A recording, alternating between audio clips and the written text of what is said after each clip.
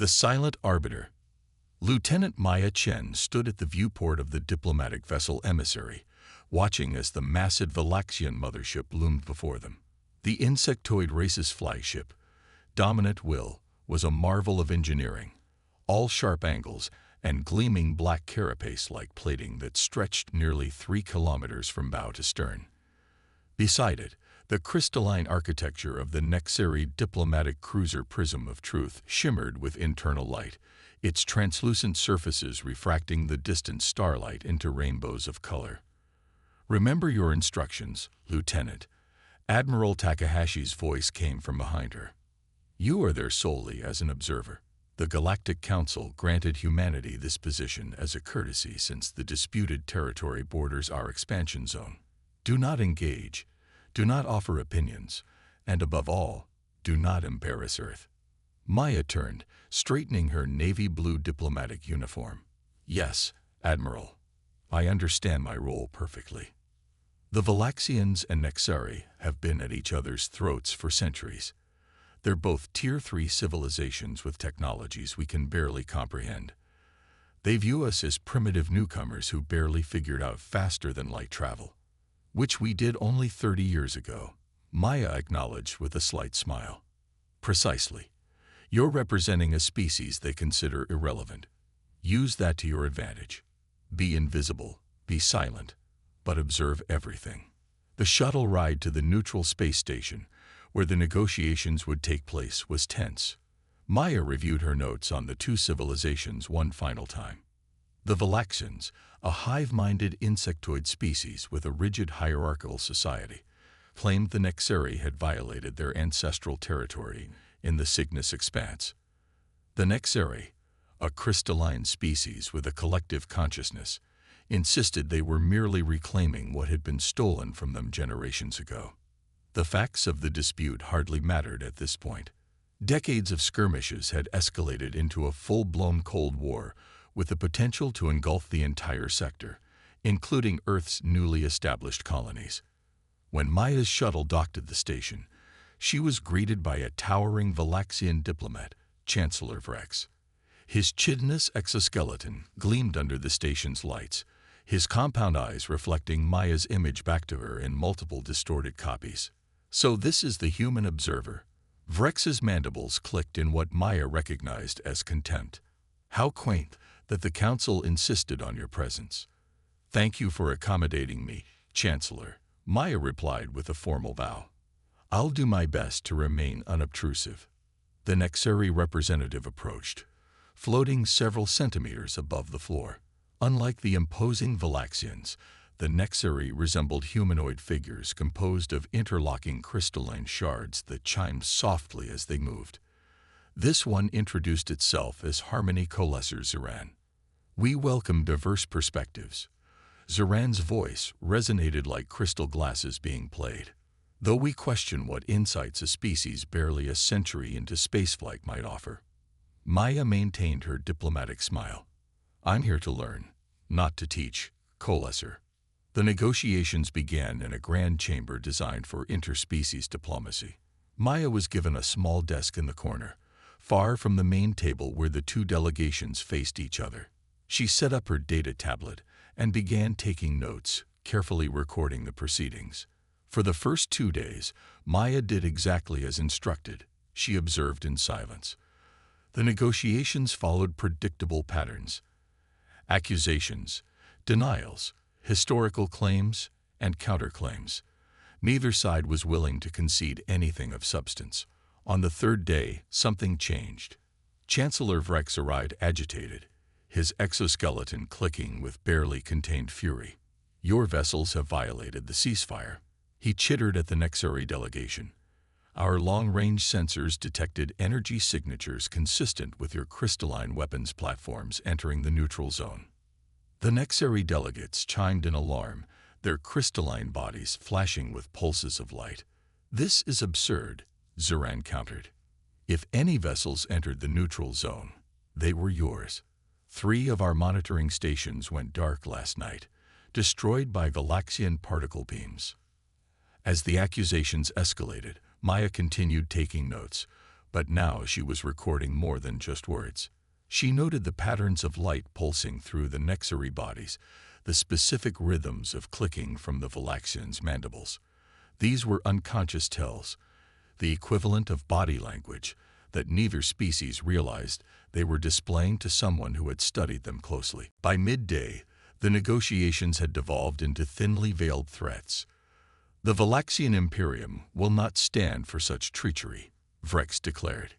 "If these violations continue, we will have no choice but to respond with appropriate force. And the Nexari Collective will defend itself against any aggression." Zoran's normally melodious voice had taken on a sharper edge. "We did not initiate this escalation." As the day's session concluded, Maya noticed something peculiar. While reviewing her notes, she spotted inconsistencies in the timing reported by both sides. If the Nexari stations had been attacked when they claimed, and the Valaxian sensors had detected movement when they claimed, there was a 2-hour overlap where both species would have had to be in different places simultaneously. This wasn't just a disagreement about interpretation. The basic facts didn't align. While the delegates retired to their quarters, Maya remained in the now empty chamber, cross-referencing her notes with the public astronomical data she could access through the station's computer. She plotted the positions, timelines, and transit paths between the contested locations. Something wasn't adding up. Her concentration was interrupted when she realized she was no longer alone. Standing in the doorway was Vrex's assistant, a smaller Valaxian named Crix. "You are still here, human. The day's negotiations have concluded." Maya looked up. "Just reviewing my notes, trying to understand the positions better." Crix's compound eyes regarded her with what might have been suspicion or curiosity. It was difficult to read Valaxian expressions. What could you possibly understand about conflicts that began before your species discovered electricity? Sometimes a fresh perspective sees patterns that others miss, Maya replied carefully. Crix made a dismissive clicking sound and left. Minutes later, one of the Nexari aides drifted by. Crystal form dimmed to its nighttime illumination level. "The human still works while others rest," the aide observed. "Industrious, but to what end? These matters will be decided by powers beyond your comprehension." "I'm just doing my job," Maya said with a polite smile. After the aide departed, Maya continued her analysis late into the station's night cycle. The more she examined the data, the more convinced she became that someone was deliberately manipulating both sides. The next morning, as the delegates assembled for what promised to be another day of escalating tensions, Maya arrived early. She had spent the night compiling her findings, and now sat quietly at her small desk, waiting. "The Valaxian Imperium demands an explanation for the Nexari vessels that violated our sovereign territory last night." Vrex began without preamble. "This is preposterous," Zoran chimed angrily. "Our vessels were responding to Valaxian incursions near our outposts." As the accusations flew back and forth, Maya noticed a small detail she had missed yesterday. Both the Valaxian and Nexari representatives wore communication devices, the Valaxians integrated into their exoskeletons, near what would be equivalent to an ear, the Nexaris embedded within their crystalline structures. Periodically, both Vrex and Zoran would pause momentarily before making their most inflammatory statements, as if receiving instructions. Maya made a decision. It wasn't what the Admiral had instructed, but she couldn't remain silent when she saw a path to preventing a war. She cleared her throat loudly. The room fell silent as all eyes and sensory organs turned to her, some in surprise, as if they'd forgotten the human was there at all. "Lieutenant Chen." Vrex's mandibles clicked in irritation. "You are here to observe, not to speak." "I apologize for the interruption," Maya said, rising from her seat. "But I believe I've identified information relevant to both delegations." "What could you possibly contribute?" One of the Nexari delegates chimed dismissively. Maya activated her tablet, projecting a holographic display into the center of the room. "I've been analyzing the reported incidents from both sides, along with astronomical data from the neutral station's sensors," she explained. And I found something you both need to see. The room grew quiet as Maya began to present her findings, unaware that her actions would forever change humanity's place in galactic diplomacy. The human variable. The hologram projected from Maya's tablet rotated slowly in the center of the negotiation chamber, displaying star charts, vessel movements, and timeline analysis. Both delegations stared at it with their respective sensory organs, compound eyes and crystalline receptors alike, focused intently on the data before them. As you can see, Maya continued, her voice calm and measured. The reported attacks and incursions show a pattern that's mathematically impossible if we accept both sides' accounts as accurate. She highlighted a series of points on the map.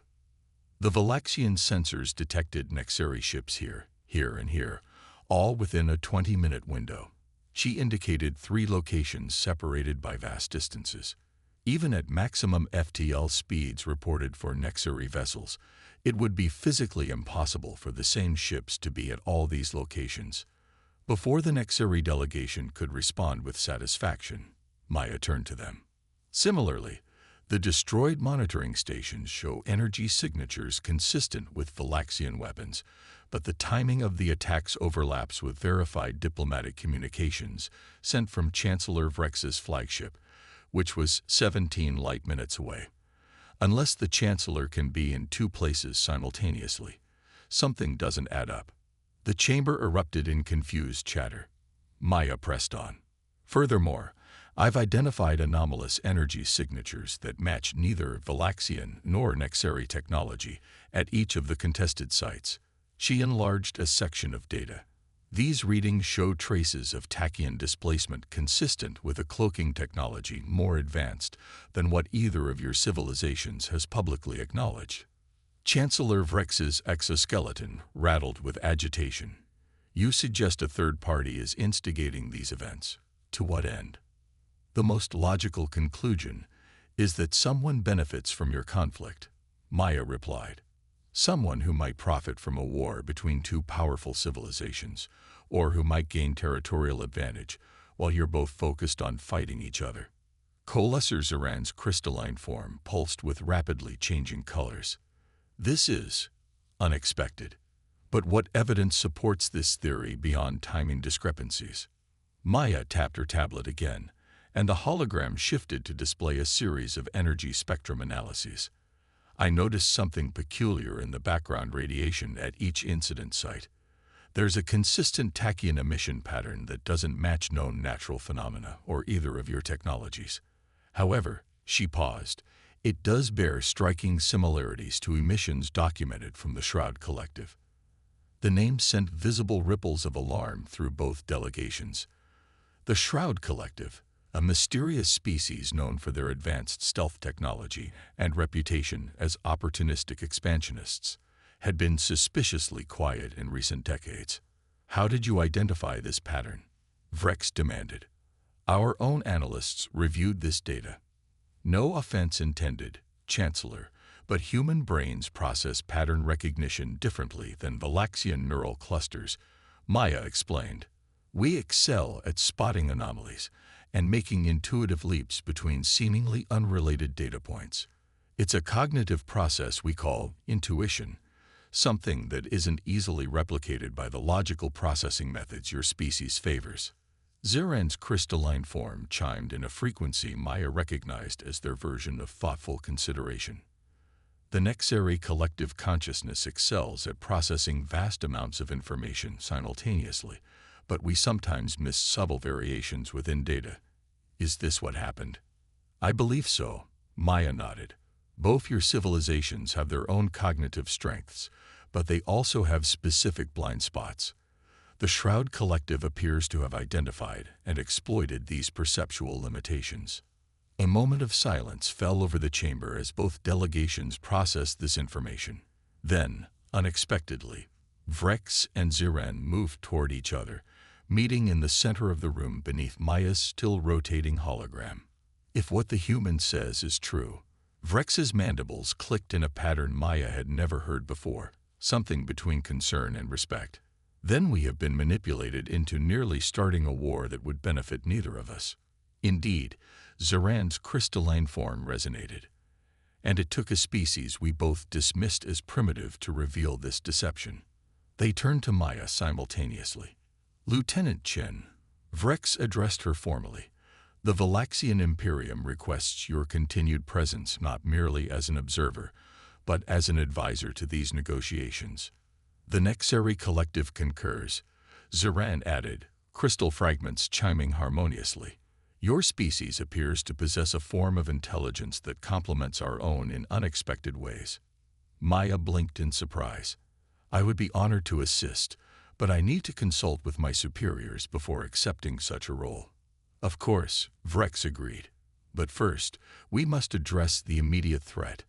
If the Shroud Collective is indeed manipulating our civilizations, we need to coordinate our response. Over the next several hours, the entire nature of the negotiations transformed. Instead of hurling accusations at each other, the Galaxians and Nexari worked together, with Maya facilitating discussions that bridged their differing communication styles and thought processes. By the end of the day, a joint Galaxian-Nexari task force had been formed to investigate the Shroud Collective's activities, and the territorial dispute that had brought them to the brink of war was temporarily set aside in favor of mutual security concerns. As Maya prepared to contact Admiral Takahashi with her report, she was approached by both Vrex and Zeran. Lieutenant Chen, Vrex began, his tone respectful. I must acknowledge that I underestimated your species. What we perceived as primitive appears instead to be different in ways we fail to appreciate. The Nexari Collective has reached a similar conclusion. Zeran's crystalline form glowed with warm colors. Your cognitive processes, this intuition you describe, represents a form of intelligence that our species lacks. It is complementary to our own. Thank you, Maya replied, somewhat overwhelmed by this dramatic shift in attitude. Humans have always believed that diversity of thought is a strength. It seems that principle applies on a galactic scale as well. Indeed, Vrex agreed, which is why both our civilizations will be formally requesting that the Galactic Council elevate humanity's status to that of a preferred mediator species for all future diplomatic negotiations. Maya's eyes widened. That's unexpected, but logical, Zeran chimed. Your species possesses what we now recognize as a valuable perspective. You see connections where we see only chaos. You find patterns where we see only noise. This human factor is a resource the galaxy has been lacking.